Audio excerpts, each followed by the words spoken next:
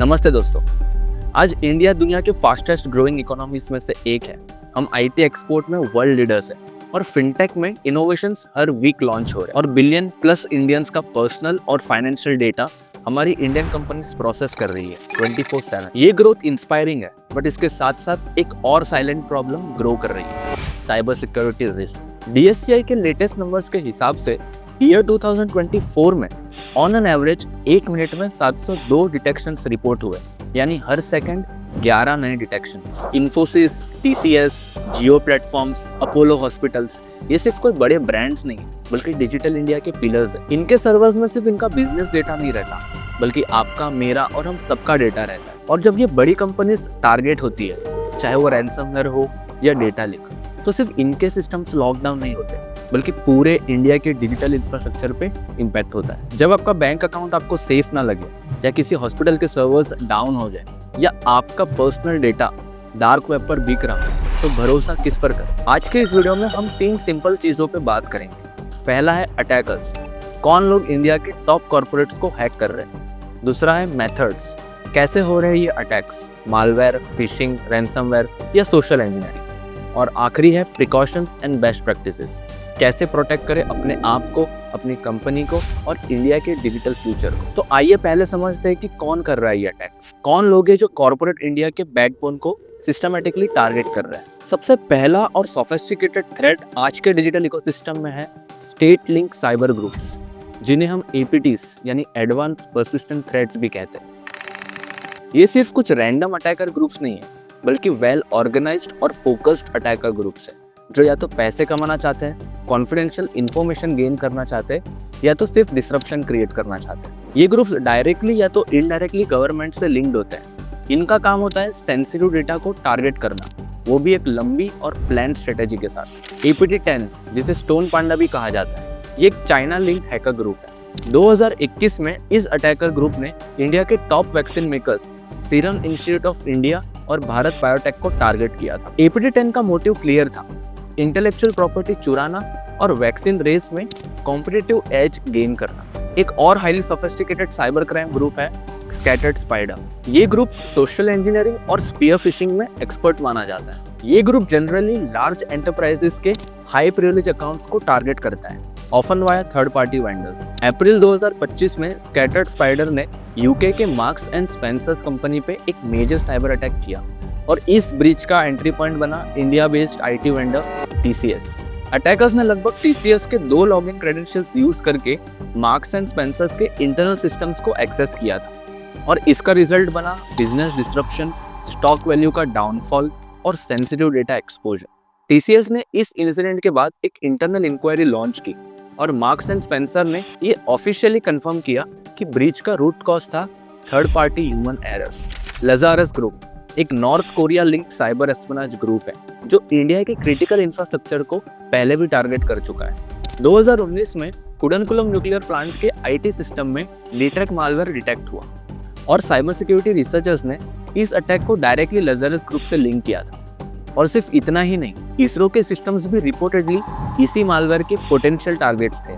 Pakistan linked cyber threat groups भी India के digital infrastructure के लिए एक मेजर कंसर्न बन चुके हैं। ऑपरेशन सिंदूर के बाद पाकिस्तानी हैकिंग ग्रुप्स ने इंडिया के वेबसाइट्स पर 1.5 मिलियन अटैक्स लॉन्च किए थे। हालांकि इनका अटैक सक्सेस रेट 0.01% था, लेकिन इनके इंटेंट और स्केल ने इंडियन साइबर एजेंसीज को अलर्ट कर दिया था। इन पाकिस्तानी ग्रुप्स में सबसे एक्टिव नाम था APT36, जिसे ट्रांसपेरेंट ट्राइब ये साइड कॉपी के नाम से भी जाना जाता है। ये Pakistani based group Indian IT firms, telecom companies, private defence contractors और उनके थर्ड पार्टी वेंडर्स को टारगेट करता है। तो ये थे कुछ नेशन बैक्ड APT ग्रुप्स, जो सिर्फ हैक नहीं करते, बल्कि साइलेंटली सर्विलेंस और स्ट्रेटेजिक डेटा कलेक्शन चलाते हैं। तो आइए अब देखते हैं कि ये ग्रुप्स किस तरह के सोफिस्टिकेटेड अटैक्स चला रहे हैं, रैंसमवेयर से लेकर फिशिंग और सप्लाई चेन इन्फिल्ट्रेशन तक। प्रॉफिट ड्रिवन रैंसमवेयर कार्टेल्स, इनका मकसद सिंपल है, पैसे कमाना,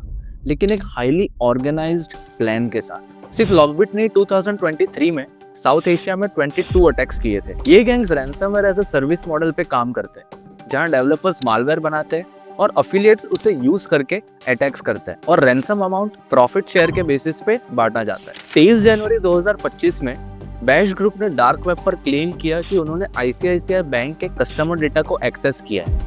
डिमांड एक टॉर बेस्ड लीक्ड साइट पर पोस्ट हुई थी, जिसका डेडलाइन बाद में 31 जनवरी तक एक्सटेंड किया गया।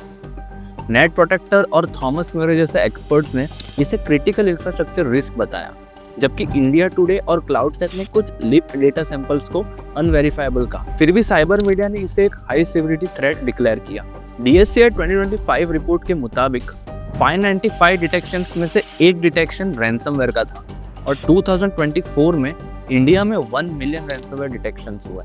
अब बात करते हैं एक ऐसे थ्रेट की जहां अटैकर्स सेंसिटिव डेटा टारगेट करते हैं और यहाँ सिर्फ यूजर प्राइवेट डिटेल्स नहीं बल्कि R&D, फाइनेंशियल और स्ट्रेटेजिक प्लान्स तक एक्सपोज हो जाते हैं और पूरा बिजनेस मॉडल इम्पैक्ट कर जाता है। डेटा ब्रीचेस का मेन ऑब्जेक्टिव होता है हाई वैल्यू डेटा का मिसयूज, रैंसम डिमांड या कॉम्पिटिटर के लिए ट्रेड सीक्रेट्स लीक करना। हर ब्रीच के पीछे एक क्लियर फाइनेंशियल या स्ट्रेटेजिक मोटिव होता है। अटैकर्स सबसे सेंसिटिव डेटा एक्सट्रैक्ट करने की ट्राई करते हैं, जैसे PII, financial records, proprietary code, drug formulas और कॉन्फिडेंशियल बिजनेस डॉक्यूमेंट्स। इन्हीं चीजों पर कंपनी का असली कॉम्पिटिटिव एज डिपेंडेंट होता है। आइए बात करते हैं पास्ट में हुए कुछ डेटा ब्रीचेस के बारे में। Zoomcar data breach.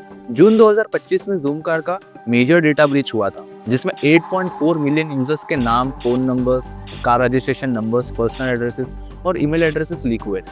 सितंबर 2024 को एक हैकर, जिसे जेनजेन के नाम से जाना जाता है, उसने क्लेम किया कि उसने स्टार हेल्थ इंश्योरेंस के सिस्टम से 7.24 टेराबाइट्स के सेंसिटिव डेटा एक्सेस किया है और उसे लीक कर दिया। इस ब्रीच में 3.1 करोड़ से ज्यादा कस्टमर्स का पर्सनल और मेडिकल डेटा एक्सपोज हुआ था, जिसमें mobile numbers, PAN card details, address and pre existing medical conditions की इंफॉर्मेशन शामिल थी। अब आप सोच रहे होंगे कि ये ब्रीचेस कैसे होते हैं। इसका रीजन है weak access controls, lack of MFA, spear phishing, outdated systems, unsecured APIs and third party vendors weak systems. आइए अब बात करते हैं ऐसे थ्रेट की जहां अटैकर्स डायरेक्टली आपके सिस्टम्स को टारगेट नहीं करते, बल्कि वो अटैक करते हैं आपके ट्रस्टेड वेंडर या थर्ड पार्टी पार्टनर पर, जहां सिक्योरिटी वीक होती है। Supply chain attacks. 2025 में supply chain attacks corporate cyber space के सबसे फास्टेस्ट ग्रोइंग और डिसरप्टिव थ्रेट्स बन चुके हैं। आइए इसे एक एग्जांपल से समझते हैं। एक IT कंपनी ने अपने डेवलपमेंट प्रोजेक्ट के लिए एक third party code library use की और उस लाइब्रेरी का एक अपडेट हैकर ने कॉम्प्रोमाइज कर दिया और उसने उसमें एक मैलिशियस स्क्रिप्ट डाल दी। ये अपडेट जब डेवलपर ने इंटीग्रेट किया तो अटैकर का स्पाईवेयर भी साथ आ गया। इसका रिजल्ट इंटरनल सोर्स कोड और क्लाइंट क्रेडेंशियल्स साइलेंटली लीक होने लगे बिना किसी डायरेक्ट हैकिंग के। इसलिए काफी साइबर सिक्योरिटी एक्सपर्ट्स का ये भी मानना है कि vendor risk is the most under estimated threat in Indian enterprises. Supply chain attacks के कॉमन अटैक वेक्टर्स है compromise software libraries, breached HR onboarding SaaS tools या फिर एक्सप्लॉइटेड लॉजिस्टिक्स हार्डवेयर या IoT डिवाइसेस। अब बात करते हैं एक ऐसी थ्रेट की जो सिस्टम को नहीं बल्कि सीधा इंसान को टारगेट करता है, फिशिंग और बिजनेस ईमेल कॉम्प्रोमाइज। 2025 में ये साइबर क्राइम का सबसे डेंजरस और इफेक्टिव वेपन बन चुका है। 89% BEC अटैक्स ऑथोरिटी फिगर्स को इम्पर्सनेट करते हैं, जैसे CEO या CFO, ताकि एम्प्लॉइज इजीली ट्रैप हो जाए। 2024 तक 64% इंडियन बिजनेसेस ने BEC अटैक का एक्सपीरियंस किया। फिशिंग के 58% केसेस अब BEC बेस्ड है और AI जनरेटेड ईमेल्स ने इसे और भी लीथल बना दिया है। BEC अटैक्स में हर इंसिडेंट का ग्लोबल एवरेज लॉस $75,000 होता है, यानी लगभग 65 लाख के आसपास। और सबसे शॉकिंग बात यह है कि इनमें से 70% attacks small and medium businesses यानी SMEs को टारगेट करते हैं। सबसे ज्यादा टारगेट होने वाले सेक्टर्स हैं finance 45%, health care 20% and manufacturing 15%, और बाकी 20% में दूसरे सेक्टर्स आते हैं। BEC सिर्फ एक ईमेल से शुरू होता है, लेकिन ये एंड करता है करोड्स ऑफ लॉस और ब्रांड रेपुटेशन डैमेज के साथ। 2025 में इंडिया का फ्रॉड इकोसिस्टम सिर्फ इवॉल्व ही नहीं हुआ है, बल्कि डेंजरसली सोफिस्टिकेटेड भी बन चुका है। ये सिर्फ अब रैंडम UPI स्कैम्स का इशू नहीं रहा है, ये अब industrial level cyber crime network बन चुका है, जिसमें टॉप इंडियन कॉर्पोरेट्स भी शिकार बन रहे हैं। ये स्कैम्स लोकल नहीं ग्लोबल स्केल पे ऑपरेट करते हैं। मनी ट्रेल्स म्यांमार, हांगकांग और नॉर्थ कोरिया तक ट्रेस किए जा चुके हैं। Scam call centres, fake fintech apps और एआई जनरेटेड फिशिंग कैंपेन्स, ये सारे मिलकर एक डिजिटल अंडरग्राउंड इकोनॉमी चला रहे हैं जो साइलेंटली इंडिया के डिजिटल इकोसिस्टम को डैमेज कर रहा है। फंड ट्रांसफर्स हो जाते हैं लेकिन रिकवरी ऑलमोस्ट इम्पॉसिबल होती है। अब सिर्फ फिशिंग ईमेल्स नहीं बल्कि डीप फेक टेक्नोलॉजी भी एक वेपन बन चुकी है। सीईओज की आवाज क्लोन की जा रही है और उनके नाम से fake approvals, false company statements और मैनिपुलेटेड वीडियोस सर्कुलेट की जा रही है जो ब्रांड रेपुटेशन और डिसीजन मेकिंग दोनों को इम्पैक्ट करता है। लेकिन असली चैलेंज ये है कि आज भी ज्यादातर कंपनीज के पास ना डिफेक्ट डिटेक्शन टूल्स है ना real time response systems. Fraud prevention अब सिर्फ आईटी टीम का काम नहीं बल्कि बोर्ड रूम से लेकर एचआर और पीआर टीम सबको ट्रेंड और अवेयर रहना। AI based fraud detection, digital literacy और लॉ एनफोर्समेंट के साथ क्लोज कोलैबोरेशन, ये सब अब ऑप्शन नहीं एसेंशियल हो चुका है। साइबर अटैक्स का इम्पैक्ट अब सिर्फ आईटी सिस्टम्स तक सीमित नहीं रहा, आज ये इंडियन कॉर्पोरेट्स, इकोनॉमी और नेशनल सिक्योरिटी को डायरेक्टली अफेक्ट कर रहा है। अब बात करते हैं इन अटैक्स के कारण हुए इम्पैक्ट के बारे में। Economic and financial losses. CloudSEK के मुताबिक 2025 में इंडिया का 20,000 करोड़ से ज्यादा का साइबर क्राइम लॉस एक्सपेक्टेड है। ऑपरेशनल डिसरप्शन, एक रियल लाइफ एग्जांपल है स्पाइसजेट का।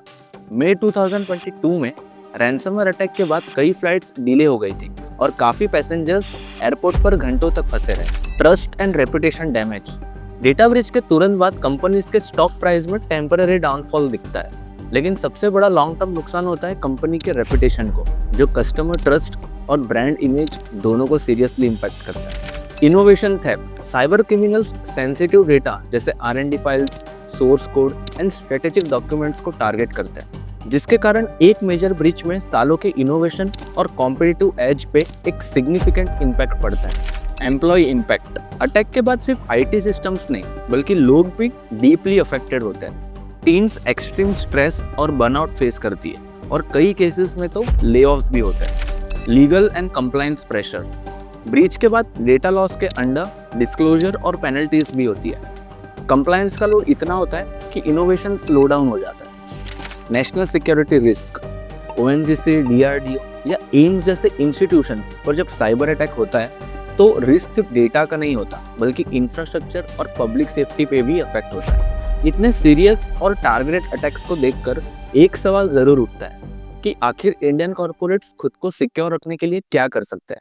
चलिए बात करते हैं उन प्रिकॉशंस और सिक्योरिटी बेस्ट प्रैक्टिसेस की जो आज के टाइम पे हर कंपनी को फॉलो करनी चाहिए। कॉर्पोरेट्स के लिए ये कुछ एसेंशियल बेस्ट प्रैक्टिसेस हैं। जीरो ट्रस्ट आर्किटेक्चर अडॉप्ट करें। एमएफए सभी क्रिटिकल सिस्टम्स पर डिफॉल्ट होने चाहिए। पैच मैनेजमेंट को प्रायोरिटी दे। फिशिंग सिमुलेशंस और employee cyber training regular basis पे चलाएं। Encrypted, secure and immutable backups maintain करें। Vendor and third party audits भी जरूरी है क्योंकि उनकी साइबर हाइजीन भी आपके सिस्टम का पार्ट है।